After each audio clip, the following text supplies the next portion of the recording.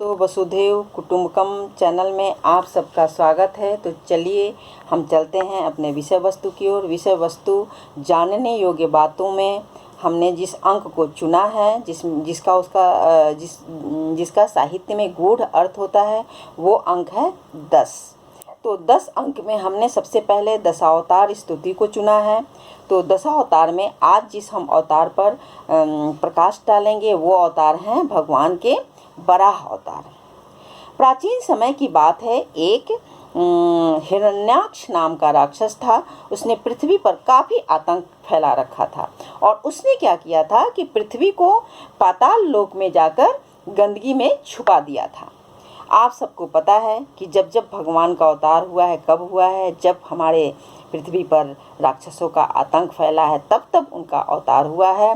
और इस संदर्भ में आपको ये श्लोक पता भी है, जो कि आपको याद भी है, काफ़ी प्रसिद्ध है कि यदा यदा हि धर्मस्य ग्लानिर्भवति भारत अभ्युत्थानम अधर्मस्य तदात्मानं सृजाम्यहं धर्म संस्थापनार्थाय संभवामि युगे युगे। अर्थात जब जब इस धरती पर धर्म की हानि होगी, अधर्म का उत्थान होगा, तब तब हम अपने इस अवतार लेकर उत्थान करेंगे, प्राणियों का कल्याण करेंगे और जो अधर्म का है उसको नाश करेंगे। तो ये खुद भगवान ने कहा है। तो भगवान अपने वचन को कभी भूलते नहीं हैं। तो हिरण्याक्ष नाम के राक्षस से जब पृथ्वी पूरी परेशान थी और पृथ्वी को ही उसने छुपा दिया, तो उन्होंने वराह का अवतार लिया। क्योंकि गंदगी में उसने छुपाया था, तो उसने गंदगी से बाहर निकालने के लिए वराह का अवतार भगवान को लेना पड़ा। और तब उस गंदगी से ढूंढकर भगवान पृथ्वी को ले आए और पृथ्वी को फिर अपने आप पृथ्वी सहज रूप से चलने लगी।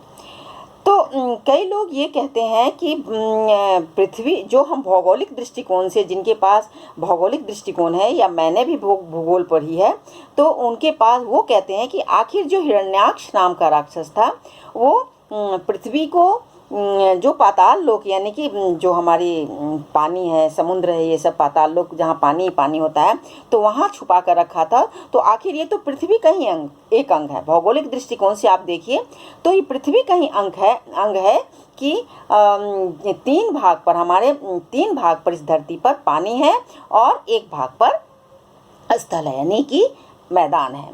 तो आखिर पृथ्वी को कौन से पाताल लोक में जाके छुपाया था? कई लोग इस पर बहस करते हैं। तो ये कोई बहस का मुद्दा नहीं है, क्योंकि हमारी कई चीज़ें जो होती है साहित्य में, वेदों में, शास्त्रों में, वो प्रतीक में होती है। इसको समझने के लिए हमारे पास आध्यात्मिक दृष्टिकोण होना चाहिए।